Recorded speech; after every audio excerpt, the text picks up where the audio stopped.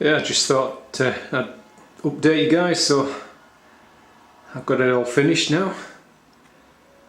So just have a little tidy up, and everywhere's pretty dusty and everything, but you know, small price to pay.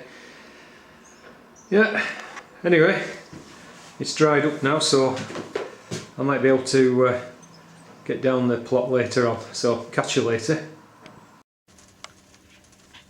So guys, it's 7 o'clock in the evening and I've just had a quick peek.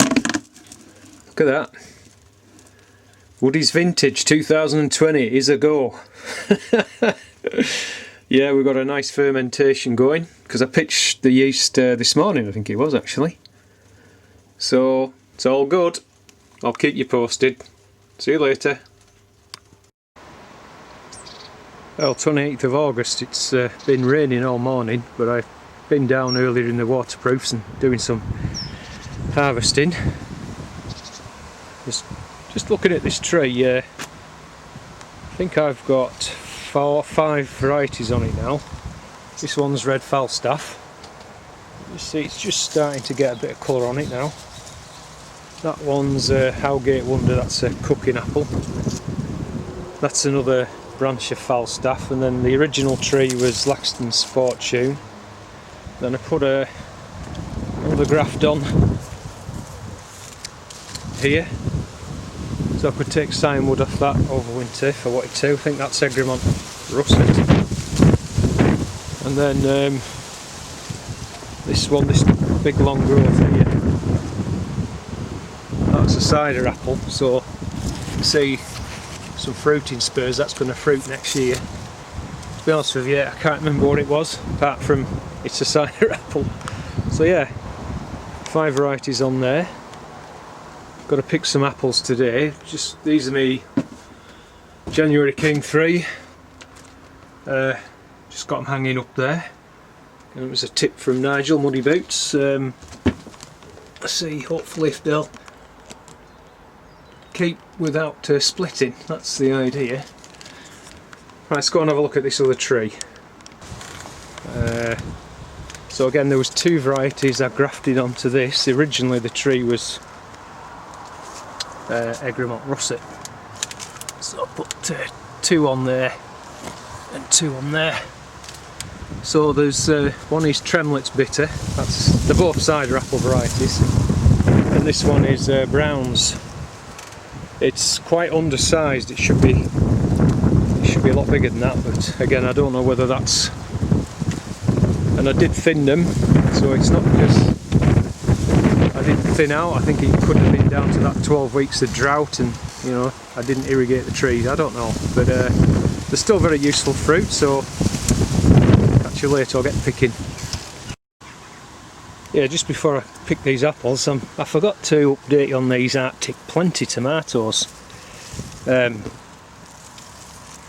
pretty nice fruits on there. It has got blight, and obviously I put far too many in. A couple of plants would have been enough, but they're quite more vigorous than. I mean, I've never grown them before. Sorry about this. That you can see down there, some ripening now. I'd say they're quite a good size, so I think I would grow them again to get tomatoes ripening up here. You know, that's got to be good. Well, it took me about 1 hour and a quarter to pick that tree. There might be small apples, but it was a huge crop. So I've been topping all. That's full of browns. All these have been topped up. That's all browns there. I'll just go and show you the tree a minute. Yes, unfortunately I had an old pair of ladders which I put up and then climbed up onto the composter roof, so that I could get a lot that way, and then there's the ladders there, and then I managed to come around this side and get it into there. So there's about 3 left on that was just out of my reach, so they'll drop at some point anyway. But what I need to do is get in, and in winter I need to prune this back pretty hard, because you don't really want stuff getting out of reach if possible. So yeah, I'm going to prune it back pretty hard and just sort of keep it manageable really. Yeah, so I just got back from the plot. Check this out. Woohoo! What a cracking fermentation going on in there. Right, there's something else I just want to show you. We've got some friends who've just went down to Blackburn the other day, and they've mentioned they were going to call in for a walk around Clitheroe. Well, we used to live in Clitheroe for about 6 years. We lived there, and there's a famous Cowman's famous sausage shop. I think it's in King Street in Clitheroe, and we always used to buy these Clitheroe hot and spicy. That was the name on the label. And so when they said they were going, it was just too good an opportunity. So they got us 10 quid's worth. Let me put the camera down, I'll open up, I'll show you what they look like. Yeah, look at those bad boys, eh?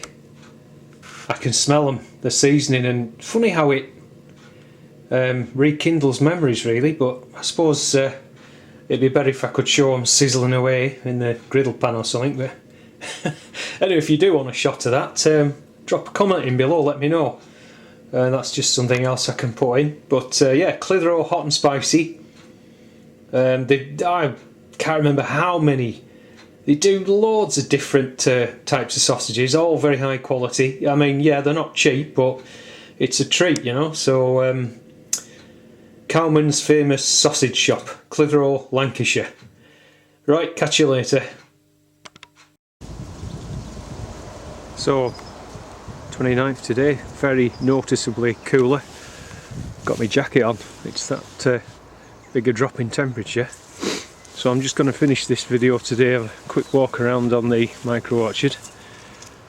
So this is the problem with too much rain. I know Terry King's had similar issues with these autumn raspberries. They just rot. Not a lot can do about it really. Still got these are the Concord pears, so I picked the Williams. These are a later variety, so I don't know, probably another 2 to 3 weeks perhaps. And still got some fruit. The majority of the apples I have picked, but this one's Kingston Black, high quality cider apple. This one is, look at that, Peas Good Non-Such, that's a heritage cooking apple. And this is it's not Egremont russet, it's a russet. The name always eludes me sometimes. I'll do a full video on these varieties at some point. That's Egremont russet there. Ashmead's Kernel was the other one, it's just come back to me now. So I've got to get in and do a whole bunch of weeding here.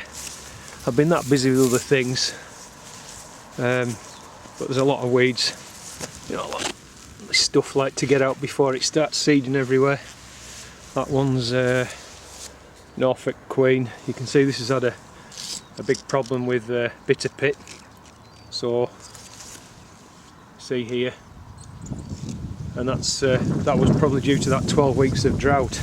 You know, I wasn't able to irrigate the trees, so it seems that certain varieties are much more susceptible to bitter pit than others. This one's Arthur Turner, gorgeous looking fruit. Anyway, yeah, the comfrey, that's the last lot that I did as cuttings. They've all come good. So you can see now I've got a whole bed of it coming down, and like I say, next year the plan will be to carry it on and literally out the whole boundary line really. That's the idea. And I've also got some more pinks to plant out in September, so I don't know, I might put some over there, take the carpet up, possibly here, I don't know, I'll see. The rhubarb has come back really strong. Some really nice stems in there now. And then, oh yeah, just that's looking really good. That was a graft. See the graft point there, hopefully. That's a cider. Well, that's brilliant. Again, I might just put a stake or something and tie these in just to keep them safe from snapping like that one did. This one here, but I'm hoping you'll see that it's coming back nice and strong now. So this was a bud graft, and it had about 3 foot of growth on, and there was a gale and it just got snapped off about there. So I trimmed it back, and anyway, you can see it's coming back now, so that's good. Anyway guys, I'm going to leave it here for now. So you've got a lot of weeding to do, and probably another cut of the grass at some point, and then that'll be it for the year. So I'm going to get the wasp traps cleaned out and put back into storage for another year, and I'll get some weeding done. So thanks very much for watching, and let's have a shot of those sunflowers. I'll see you later.